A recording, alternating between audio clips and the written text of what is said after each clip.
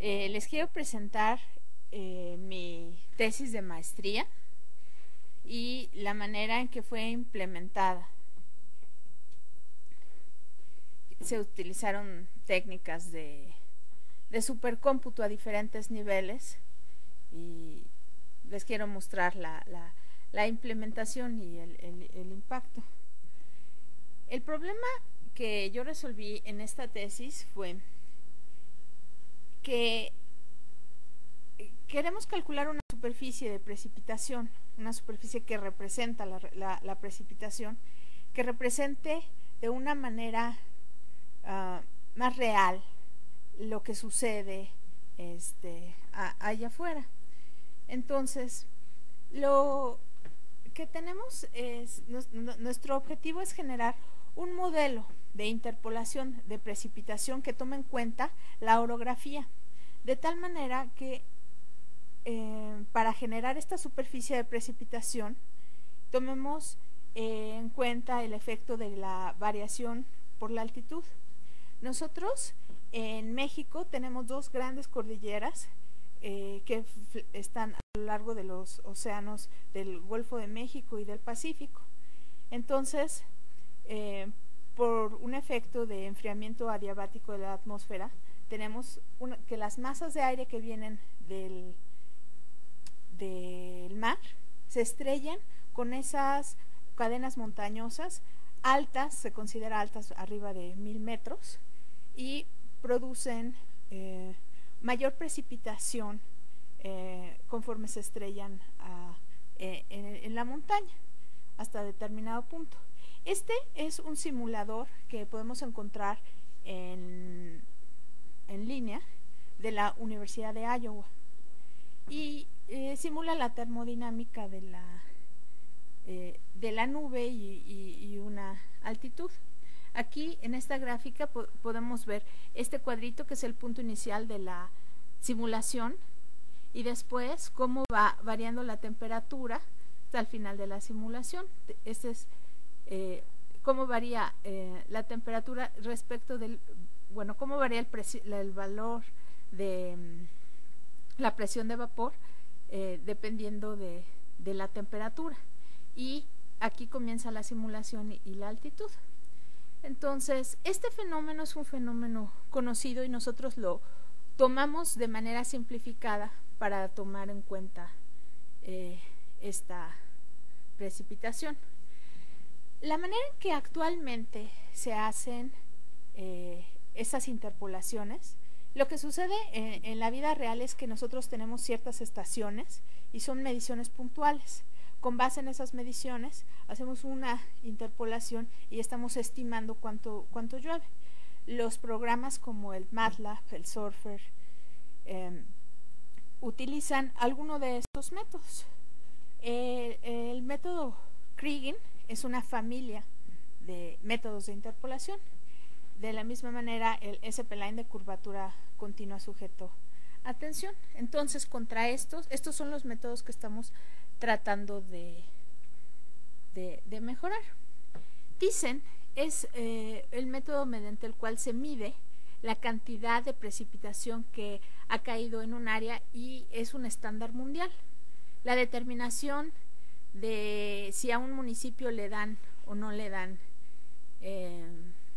compensación del fondo de desastres por sequía o por inundaciones se hace con base en mediciones en Thyssen.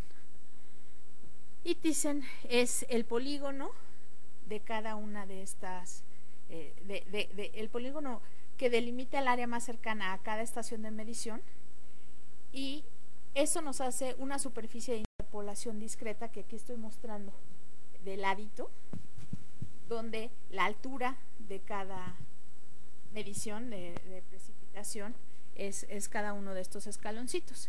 Estos son imágenes reales de la medición que hace la Conagua de datos diarios. Todas estas, sí. Ajá, es la cantidad de lluvia que ha caído en esa estación.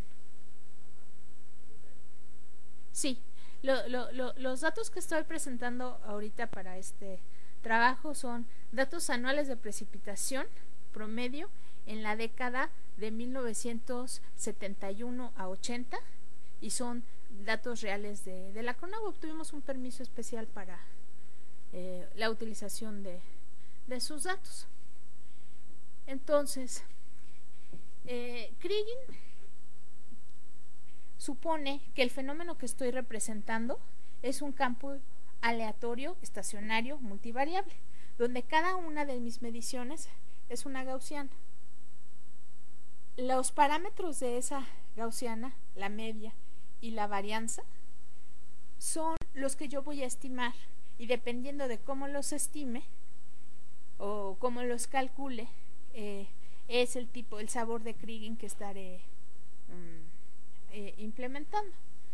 Entonces, existen muchas maneras de hacerlo. El más común es el Kriging ordinario y es el que yo utilicé para hacer las comparaciones, donde yo establezco una media constante para todas las estaciones y desconocida, y el modelo matemático a través del cual voy a hacer la estimación de la varianza va a ser gaussiano, exponencial o esférico. Entonces, estos son para hacer una comparación real, precisa, de los métodos. Hicimos una programación específica, los reprodujimos exactamente para que las escalas y las representaciones y los números fueran, para tener control sobre todas las variables y hacer una comparación científica, no de los resultados. Todas las escalas que vamos a presentar va a ser la misma, va a ser aquí de 0 a 5000, y los colores van a ser igual a través de los mapas de resultado que vamos a ver. Este es, por ejemplo, uno de los mapas que podríamos obtener a través de un Kriging gaussiano. Este es otro con Kriging exponencial, y este es otro de los que podemos obtener con Kriging esférico. Lo que les quiero mostrar de manera general es que son muy diversos los tipos de superficie que yo puedo obtener con base en los parámetros que yo elija para hacer estas interpolaciones. Y es crítica esa decisión de parámetros. Luego tenemos el otro método, que es el SP-Line de curvatura continua sujeto a tensión. Este es idéntico a un modelo matemático de tener una placa flexible y yo sujeto en cada estación, como si fuera un ribete, las precipitaciones, de tal manera que si llueve mucho, pues lo sujeto aquí mi placa, si llueve poco lo sujeto acá abajo, y eso me produce deformaciones. ¿Qué tanto se deforma mi placa? Depende de la tensión del material que yo esté poniendo. Entonces, este modelo matemático normalmente se puede expresar en dos términos, uno laplaciano y otro biarmónico, y son términos conjugados. Normalmente el surfer utiliza parámetros de 0.75 para sacar los mapas, porque son mapas bien comportados. Entonces, esta es la diferencia de interpolaciones que podemos tener. Yo quisiera apuntar como aquí tenemos mayores precipitaciones en el sureste y en el norte tenemos zonas de muy baja precipitación. Aquí se ve claramente cómo la placa se sume de este lado y de este lado se levanta. Son métodos globales. Este biarmónico nos presenta un fenómeno que es inaceptable para una interpolación de precipitación, que es que nos dé precipitaciones negativas. Este blanco que tenemos aquí en medio del continente es la placa completamente sumida. Y lo que sucede es un fenómeno muy conocido que, bueno, cada una de las mediciones, estamos hablando de 1400 mediciones en promedio, es un grado de libertad. Y hagan de cuenta que estamos haciendo un polinomio de grado 1400. Entonces, como todos sabemos, ¿no? Los grados se cobran, ¿no? Con ese tipo de variaciones. Entonces, sí es muy crítico qué podemos hacer. El problema con esto es que en la práctica, la toma de decisiones para muchas cosas que afectan la vida diaria de la gente se toman tomando estos mapas, y de ahí los lee los funcionarios, los leen y de ahí toman la decisión. Entonces, que la interpolación tenga un sentido físico más real es importante, porque pues a veces los funcionarios hacen todo lo mejor que pueden, hasta donde le entienden, pero la realidad del mundo es que afuera de las oficinas están los campesinos cerrando la calle. A mí me tocó estar en Coahuila, en las oficinas de la Conagua, encerrada, porque teníamos una protesta de los campesinos diciendo que ellos habían perdido su cosecha. Y yo hablando con adentro la gente, me decían, pero pues es que los datos no dan. Y eso fue lo que a mí me motivó a regresar a la escuela y a estudiar más para hacer mejores cosas y tomar esta tesis. Esa fue la motivación, porque pues o sea, ni modo de decirle a la señora que está ahí así con su niño y su falda y todo, que está mintiendo. Pues si está ahí en el pleno rayo del sol y tiene horas ahí, pues está diciendo la verdad. O sea, yo pienso, para mí, ¿qué necesitaría yo para ir y sujetarme a esa incomodidad y esas cosas? Yo creo que pues que los que tenemos el privilegio de tener la educación tenemos una responsabilidad con nuestros congéneres. Entonces, yo abogo mucho de la ciencia, ¿no? Al servicio de la patria. Y esa es la motivación de esto. Entonces, ¿qué es lo que propusimos aquí en esta tesis? Pusimos un conjunto de métodos y vimos cómo se comportaban. Entonces, estos métodos fueron vecinos Voronoi, las 4 estaciones o las 10 estaciones más cercanas a cada punto en la malla, ponderadas por el inverso de la distancia o por el inverso de la distancia al cuadrado.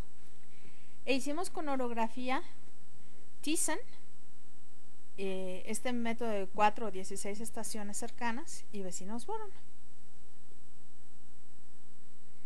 Entonces, voy a explicar vecinos Voronoi porque es digamos que mi aportación a los métodos de interpolación. Este es el diagrama de Voronoi de las estaciones. Entonces, supongamos que yo voy a establecer el valor de mi interpolación sobre una malla. Uno de los puntos en la malla sea este cruce que tengo yo aquí. Entonces, para cada punto, yo busco cuál es el polígono de Voronoi donde cae ese punto en la malla. Ya lo encontré. Y luego, busco cuál es la vecindad o vecindad de primer orden de ese polígono. Es decir, quiero tomar en cuenta el valor más cercano medido y además todas las estaciones que están a la vista. No tomo en cuenta otras estaciones intermedias. Este método lo que me hace es que es un método local. A través de métodos locales voy a encontrar el valor global de mi función. Eso evita los problemas de que si llovió muy poquito en el desierto de Altar, pues eso no le afecta a lo que yo esté diciendo que haya llovido en Tamaulipas o en Yucatán. Entonces, el factor de orografía fue puse 0.4 por cada 500 metros de altitud. Esto fue una estimación que se hizo con base a las 2 estaciones de altitud que tiene México. México no mide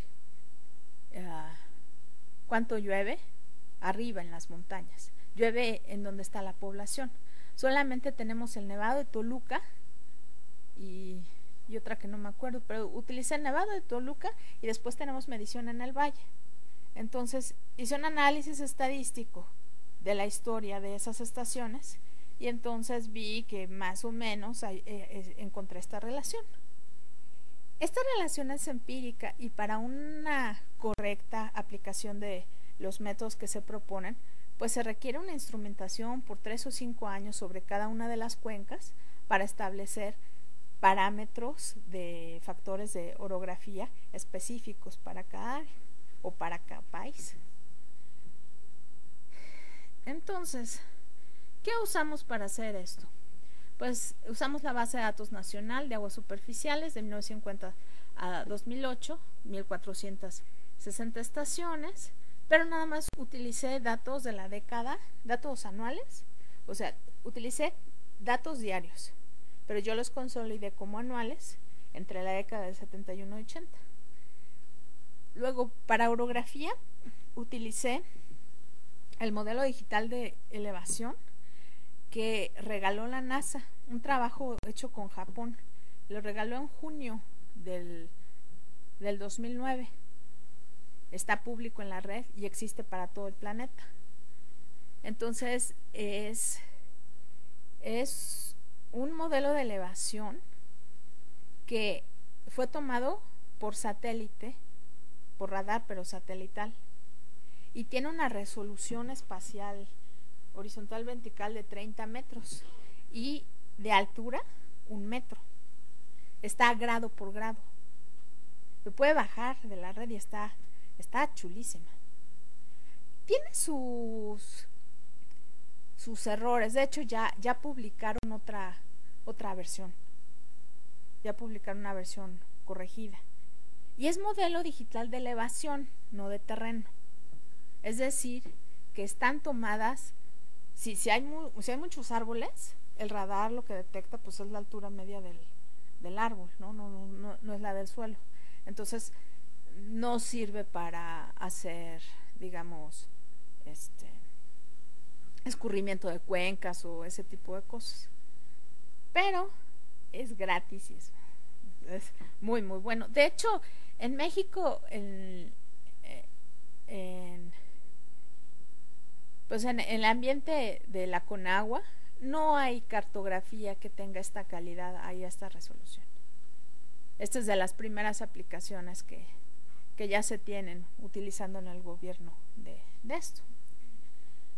Entonces, están en formato GeoTIFF. Este es un índice. Cada cuadrito es uno de los cuadritos que se bajan, es un archivo GeoTIFF y fueron 14 gigas para México. Entonces, ese es un volumen importante de datos y fue todo un reto, porque lo que se quiere es una aplicación que se utilizara. Entonces,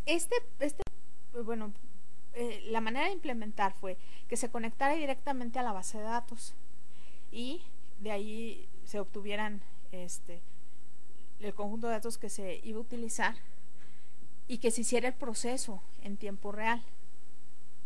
Entonces, buscar para cada punto en 14 gigas fue algo que resolvimos con preprocesamiento. Abrí estos, yo establecí una malla con una referencia que es la malla para las diferentes resoluciones. No utilizo todas, utilizo algunas que les voy a mostrar. Preparé las mallas y hice un archivo en binario para que fuera muy compacto. Y entonces de esa manera mi búsqueda quedó como una búsqueda de índices IJ. Entonces eso tiró los tiempos de procesamiento. Porque una de las limitantes o de las cosas que se quiso hacer es que esto se pudiera hacer en las oficinas de gobierno. Entonces, por ley, y yo no sé por qué existe esa ley, el gobierno federal está obligado a utilizar la plataforma Windows, por ley.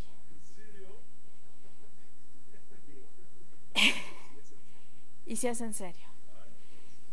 Y además compran lo peor de lo peor en cuanto al hardware, porque compran puro refurb, o sea, Dell y HP, y bueno, las cosas que yo he visto, mandan cosas reparadas, basura tecnológica.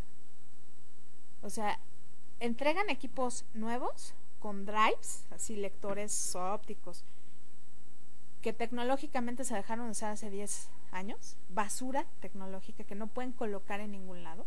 Eso es lo que nos venden a nosotros como latinoamericanos ignorantes, donde los funcionarios que están recibiendo el equipo son incapaces de darse cuenta que el disco es remanufacturado, que la motherboard no trae una tarjeta de video correcta. No, es una cosa escandalosa. Sí.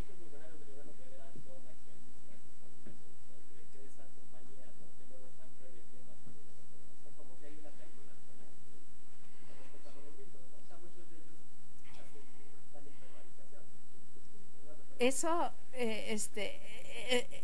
yo creo que es de las respuestas lógicas que uno, conclusiones a las que uno llega. Pero también eso pues se permite porque uno se deja, ¿no? O sea, yo, entonces, te digo, bueno, el poder de cómputo que tenemos ahorita en el celular, en la tablet, en estas, es maravilloso. O sea, es un poder de cómputo que es el supercómputo de hace 20 años. Entonces, yo creo que lo que hay que hacer es ponerse a trabajar con lo que se tiene. Así, pues esto hay y con esto se tiene que poder solucionar el asunto. Entonces,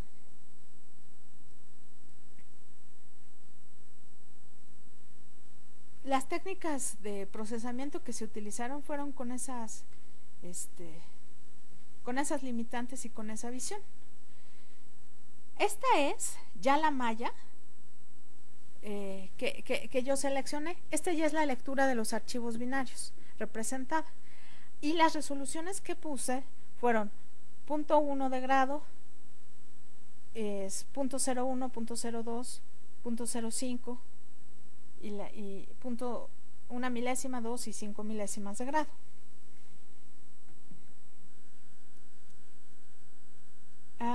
Luego, quiero que veamos esto respecto de cuánto vamos a calcular. Por ejemplo, si hacemos una malla a 1/10 de grado para toda la República Mexicana, yo tendría una malla de 321 columnas por 191 renglones. Eso estoy haciendo un punto cada 10 kilómetros. Luego, una malla de 1/100 de grado me daría 3.201 columnas por 1.900 renglones. Hicimos pruebas de cómo variaban los cálculos con las diferentes resoluciones y encontramos que una malla muy adecuada era 0.02 de grado, donde tenemos una malla de 1.5 millones de puntos. Eso es nuestro goal para calcular cada vez. Entonces, la malla a esa resolución se ve así. Este ya es un cálculo con orografía. Y después, esta es una tabla donde les quiero mostrar que se hizo para cada una, por ejemplo, de las regiones hidrológicas. Este es el área real que nos da el polígono y es el número de puntos con la malla y el área calculada. Y estas son las diferencias de porcentaje. Entonces hicimos los cálculos para cada una de las regiones y hicimos la diferencia en global. Entonces estamos hablando de una diferencia de 0. ¿Sí, dime? Sí. Entonces pensamos que esta malla es una buena representación del área, en cuanto a área. Oye, ¿por qué tenías porcentajes negativos? Porque tengo menos área, estoy calculando por abajo, estoy subestimando el área de ese polígono. Y luego, a lo que me refiero es, en mi malla tengo una representación de una cantidad de grados en X y en Y yo ahí digo, bueno, pues este punto en la malla está representando tantos kilómetros. Ahora, toda mi región hidrológica, ¿cuántos puntos en la malla tiene? Y digo, bueno, pues esa cantidad de puntos por el área que me están representando es el área que yo estoy estimando a esa resolución. Entonces, a veces la estimo por arriba y a veces por abajo. Entonces, así, de hecho, yo tomo el punto en la malla como el inferior izquierdo, no lo tomo centrado. Entonces, del lado del Pacífico me quedan los cuadritos, y ahorita lo podemos ver, me quedan los cuadritos hacia adentro de México, y del Golfo me quedan unos picos hacia afuera. Esa es la... Sí. ¿Alguna idea de la distancia media entre estaciones? Sí. Para ver si esta malla de qué, 20 kilómetros. quedan eventualmente muchas estaciones dentro de ese parámetro o no?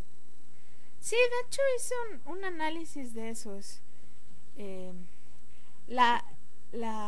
En el Distrito Federal, que es la zona más instrumentada, hay estaciones tan cercanas como 2 kilómetros.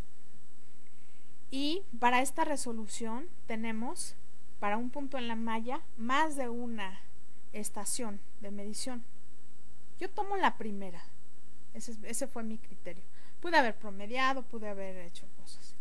Tengo otros puntos, por ejemplo, entre Chihuahua y Durango, donde la estación más cercana está a más de 400 kilómetros. Este tipo de interpolación es algo que le llaman scattered interpolation. Así es con unos puntos que no siguen un arreglo regular, un látice. Entonces, de hecho, aquí se ve. Yo establecí otro criterio adicional, que es el radio máximo de competencia de una estación, adicional a los criterios de 4 estaciones más cercanas. ¿Qué tanto es cercano? Entonces yo dije, bueno, dadas unas estaciones, si yo digo, como dicen los seguros para el campo, exigen que para que yo te pueda pagar que tu cosecha le faltó agua, tiene sequía, la estación de medición certificada debe estar a máximo 15 kilómetros. Si tomáramos ese criterio, la cobertura que tendría con la medición que tiene la Conagua es esta, del lado inferior derecho. Se ven los puntitos así, como corcholatas. Toda la zona blanca son zonas donde yo no puedo decir nada, no sé si llovió o si no llovió. Después fui incrementando ese radio de competencia. ¿Qué pasa si lo pongo a... este es de 15 kilómetros. Este es a 50 kilómetros, perdón. Es 15 kilómetros, este es 50 kilómetros, y tengo muchas zonas sin cobertura. Esta es la zona que les digo que tengo estaciones a más de 400 kilómetros, y aquí se ven los huecos, ¿no? Aquí. Si yo establezco un radio de competencia de 100 kilómetros, mi cobertura es esta, y 200 kilómetros pues ya tengo cobertura. Entonces por eso escogí 200 kilómetros. Pero es un criterio de completez. De hecho está como parámetro. como esto no necesita ser global, sino se le pueden dar las coordenadas geográficas, se puede ajustar al área específica que se quiera analizar con las condiciones. Entonces, pues se hizo un programita que tiene muchos parámetros. ¿Para qué se hizo así? Pues para que fuera programable, que se pudiera haber tareas programadas y para hacer procesamiento en lote. Yo amo el procesamiento en lote. Yo no entiendo la interactividad. La interactividad es para el amor, para hacer cálculos, procesamiento en lote. Entonces, ¿cuáles fueron las estrategias de cómputo de alto desempeño que utilizamos? Primero, pues dadas las capacidades de cómputo de nuestro objetivo, pues lo que hay son PCs. Entonces, para utilizarlas, pues hicimos la paralelización más obvia, más sencilla, más... Creo que no debería de hablarse de esa paralelización en este santuario del saber, ¿verdad? Es separar simplemente. Pues voy a procesar Oaxaca y acá en esta máquina proceso Veracruz y así estoy separando. Y voy a procesar unos años y entonces se preparan unos scripts y se mandan a hacer todos los cálculos. Luego está el preprocesamiento. Los polígonos de la región ideológica o de la estación son fijos.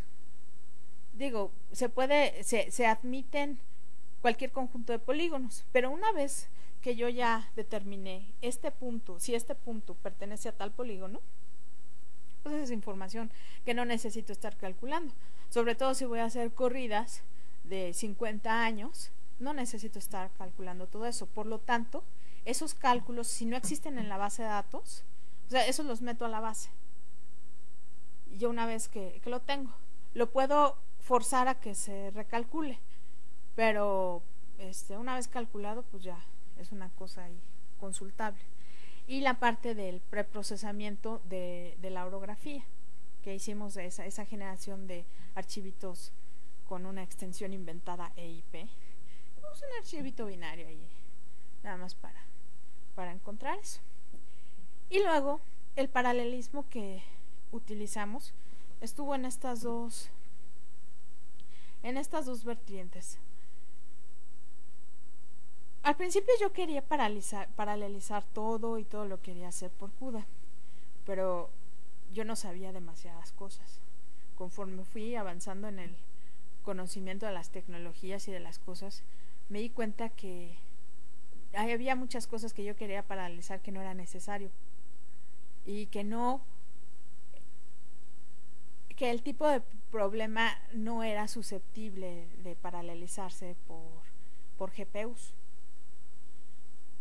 Entonces, hubo una parte que es el cálculo por Kriging, que implica una inversión de matriz, que esa es claramente paralelizable, y yo lo que utilicé fue pues ya la infraestructura que se tiene.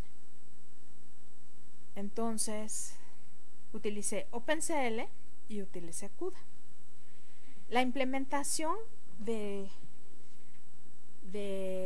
la PAC en cada una, por ejemplo en OpenCL la implementación de la PAC es gratuita, se baja de la página, todo súper bien, nada más se corre en una máquina y todo funciona. Para CUDA, en el tiempo que yo lo hice, no era así, de hecho todavía no lo es. Pero hay muchas compañías que pues tienen implementaciones y que las venden. Y yo pagué $100 por una licencia de 1 año para utilizar CULA. Y eso fue lo que utilicé para hacer las pruebas de paralelismo. Entonces el programa puede correr pues así, con los procesadores que tenga, ¿no? O con ACML o con CUDA, dependiendo. y no lo autodetecta, uno lo tiene que parametrizar. Entonces, esta fue mi tarjeta de pruebas.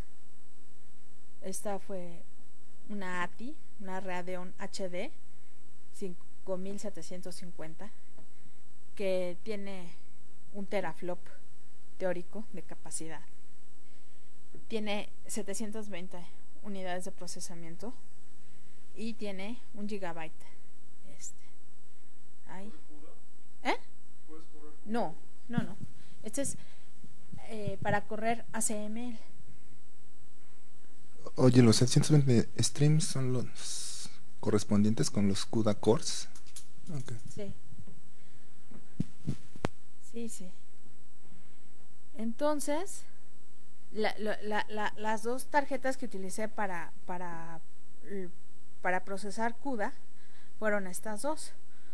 Fue esta tarjeta, la GeForce 9600 GT, esa la compré antes de entrar a la maestría. Así eran mis ganas de hacer algo con ella. Y me pasé un mes picándole y dije, no puedo hacerle nada a esto. Me tardé, la verdad es que sí me tardé en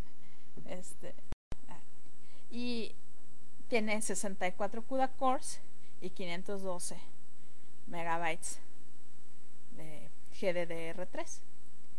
La otra que utilicé fue la GeForce GT 520 con 48 CUDA cores, pero con 1 gigabyte de DDR3. La diferencia es que la de abajo es Fermi, que es la segunda generación. Ahorita ya hay una tarjeta del tercer procesador de CUDA. Pero en el mercado, pues, hay más o menos. Entonces, esta fue la implementación que utilicé, el CULA Tools, para hacer para utilizar la inversión de matrices. Se preparan los datos, se inicializa, se recibe el resultado y ya está. En realidad son 5 líneas de código y es embarazosamente simple.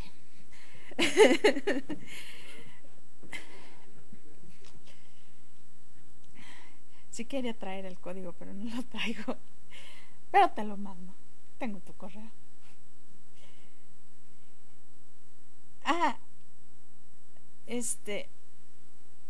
Bueno.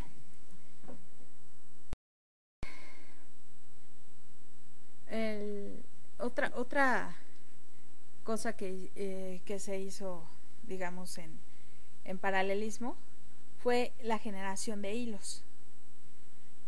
Utilicé hilos de software para hacer el trazado de isoyetas y pues inventé este pequeñísimo algoritmo recursivo para hacer el trazado, que en realidad es una simplificación. Yo tengo una malla y establezco 2 conjuntos de triángulos, que es como agregarle una dimensión a mi malla.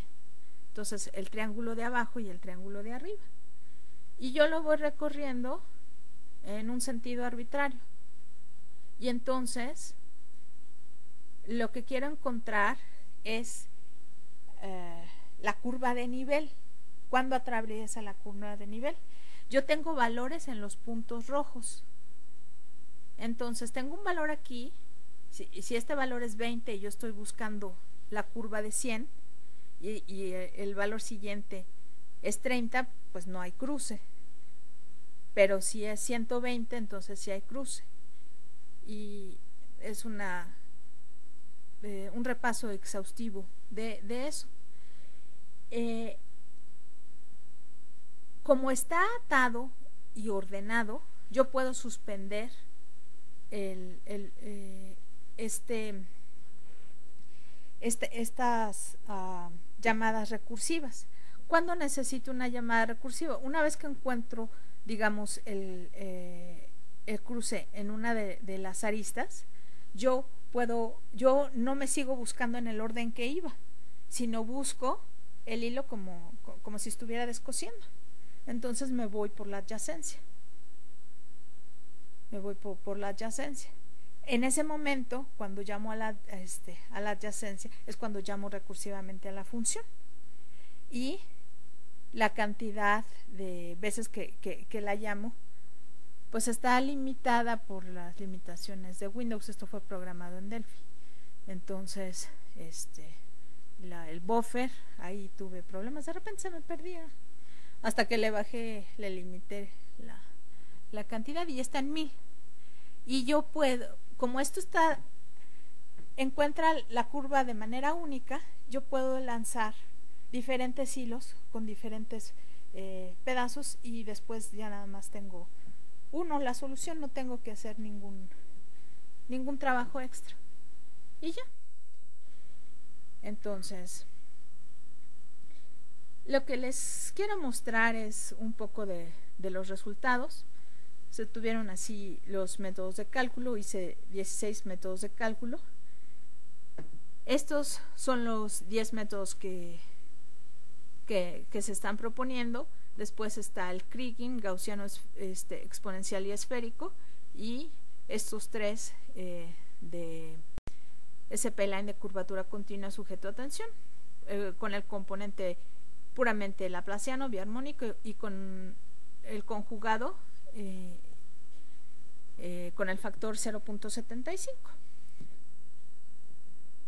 Lo más maravilloso que descubrí en esta investigación fue que esos 2 métodos, está comprobado matemáticamente, son equivalentes. A partir de un modelo se llega al otro y de reversa.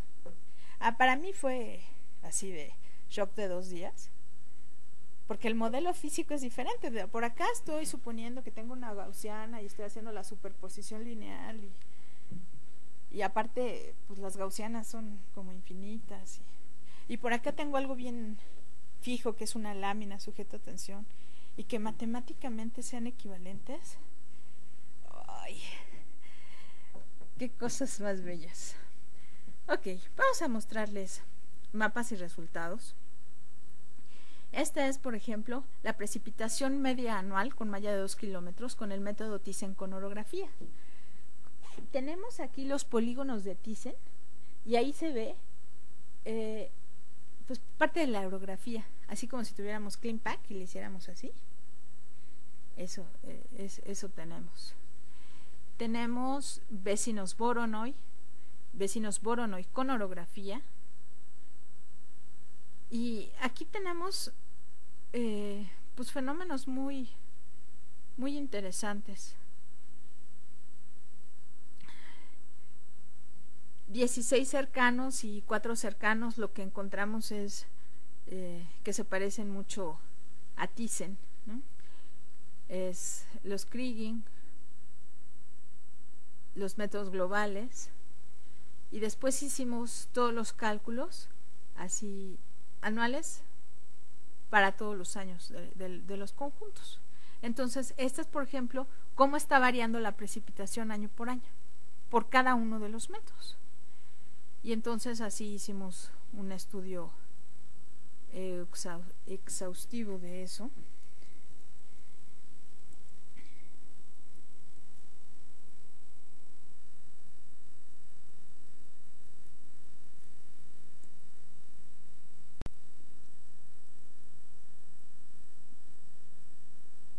Y pues encontramos estos mapas y estas cosas, y ahora necesitábamos cómo evaluar qué está bien y qué está mal. Entonces hicimos varios tipos de comparaciones. Una de ellas fue decir, bueno, si Thyssen es el estándar, vamos a hacer la diferencia contra Thyssen. E hicimos estos mapas de diferencia. Entonces, diferencia porcentual, hacia arriba o hacia abajo. Blanco significa son iguales. Rojo significa quedó la interpolación hasta 50% por arriba de lo que dice Thyssen. Azul subestimó hasta 50%, y es porcentual porque en las zonas desérticas pues llueve poquito, ¿no? Entonces, pues, si tenemos una desviación de 1 o 2 milímetros, significa diferente a que si está lloviendo de si tenemos algunos milímetros de diferencia en la interpolación en Chiapas, donde llueve miles, 1500. Entonces, por eso hicimos comparación porcentual punto a punto. Y este es la comparación Thyssen-Voronoi. Este es Thyssen-Voronoi con orografía. Aquí se ve claramente que en las zonas planas, pues la interpolación es casi idéntica, ¿no? Es la misma. Y en las zonas donde hay montañas, tenemos subestimación y sobreestimación dependiendo, ¿no? Ahí se ve. Por ejemplo, este es con 4 cercanos por el inverso a la distancia. Muy interesante que se parezcan tanto. Y por el inverso a la distancia al cuadrado. Este es 4 cercanos con orografía. 16 cercanos con orografía. Y bueno, estas comparaciones, por ejemplo, este es el mapa de diferencias que nos da Kriging gaussiano. Pues está volado. Está volado. Eso de creerle al MATLAB así ciegamente. Entonces, pues hicimos cálculos. Hicimos procesamiento de toda la información para ver qué es lo que queremos y llegamos a esto. Esta es la comparación de las estimaciones anuales de la precipitación areal por los diferentes métodos. Por estados, por ejemplo. Para los estados muy pequeños, como Aguascalientes, es una cosita así pequeña y súper redonda, pues casi le da igual el método que sea. Pero para estados más grandes, pues la diferencia puede ser importante. Y aquí está hasta Zacatecas. Y hicimos el cálculo de la precipitación areal anual. Entonces, hicimos la comparación por el método de validación de referencia cruzada. Eso significa que sacamos algunos datos al azar de nuestros datos originales, hicimos la interpolación y después medimos la distancia entre un dato verdadero y el dato. Entonces, hay una tabla de porcentajes de ese. Aquí está, por referencia cruzada. Este es la tabla del método, la diferencia porcentual máxima, la diferencia porcentual mínima, la diferencia promedio y qué tanto está la varianza.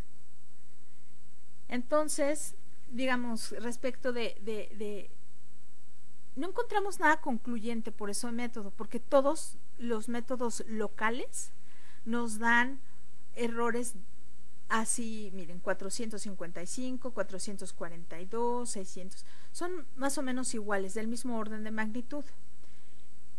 Por ejemplo, para Kriging, pues sí llegamos a tener diferencias porcentuales de otro orden de magnitud arriba,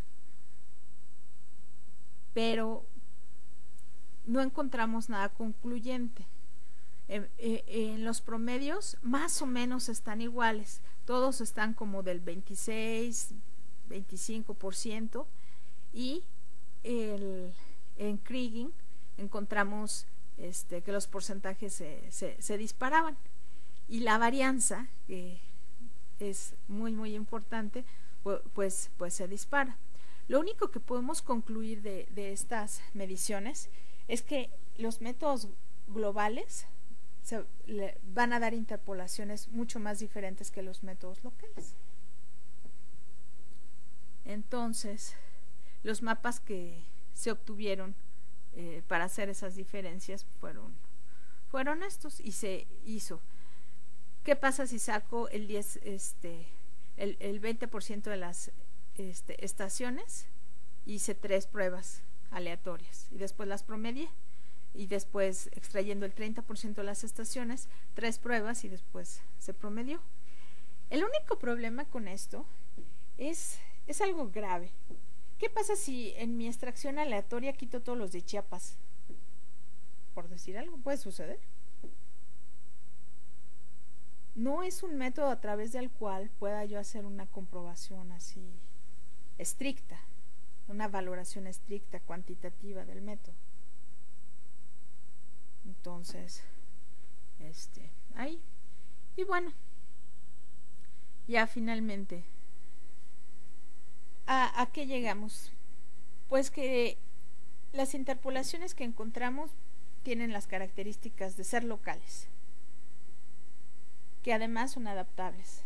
O sea, me estoy adaptando a cuando tengo muchas estaciones o cuando tengo pocas, tengo medición. Que todos estos métodos son no lineales y tengo algunas interpolaciones que son continuas, como 4 o 16 estaciones cercanas me producen una superficie continua, o discontinuas cuando estoy utilizando vecinos boron.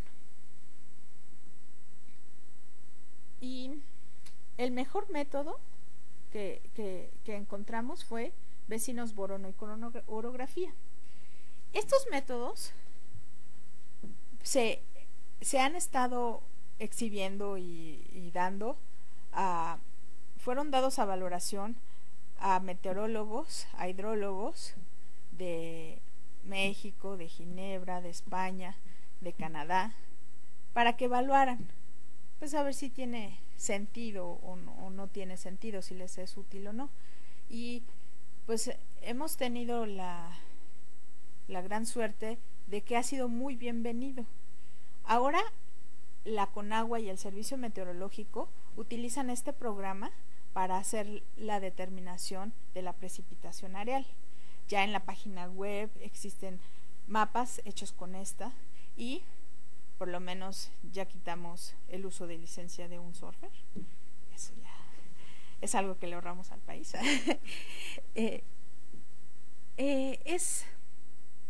Además, estos métodos pues ya están siendo, o sea, ya fueron respaldados por la Organización Mundial Meteorológica, ya se usan en Ecuador, ya se usan en Honduras y en Paraguay, están en proceso de implementarse en África. Pues es una herramienta que se puede utilizar. Y el CIFEN, el Centro de Investigación para el Fenómeno del Niño, también ya los usa. Hay estos métodos. Diariamente al presidente de la República le llega un mapa con estos y se siente bien chido. Yo como ven, es un trabajo como muy grande y es el producto de muchos años de trabajo de otras cosas. Yo por mucho tiempo estuve pensando y tuve la oportunidad de fraguar aquí en la maestría, que pues para mí fue una cosa maravillosa. Yo aprendí una cantidad de cosas, o sea, sí fue una verdadera transformación de mis capacidades de hacer, antes y después. Y a esta tesis le falta el rigor, o sea, requiere más rigor para la comprobación de qué método es mejor y qué no es mejor. Ahí está, o sea, hice absolutamente todas las opciones que investigué, o sea, les presenté 2, pero hice comprobación contra imágenes de satélite, hice muchas cosas, pero ninguna me parece lo suficientemente sólida como para decir, bueno, esta es la comprobación por la cual les puedo decir, firmado ante notario como Peña Nieto, ¿no? Al fin que no hay problema si se cumple o no. Este método es el bueno. Yo, con lo que he trabajado con las gentes, yo he visto que vecinos borono y orografía hace una representación similar a los mapas que se hacían manualmente, donde gente experta decía, no, es que aquí es montaña, y le subía. No, es que aquí está la planicie, y le bajaba. Eso, digamos que, y esa es una calidad de mapa que se había perdido con el uso de computadoras. La determinación de 30,000 millones extras para la sequía que hizo el presidente, la hizo con base en el estudio que se hizo con estos. Entonces, digamos que fue la parte técnica ahí.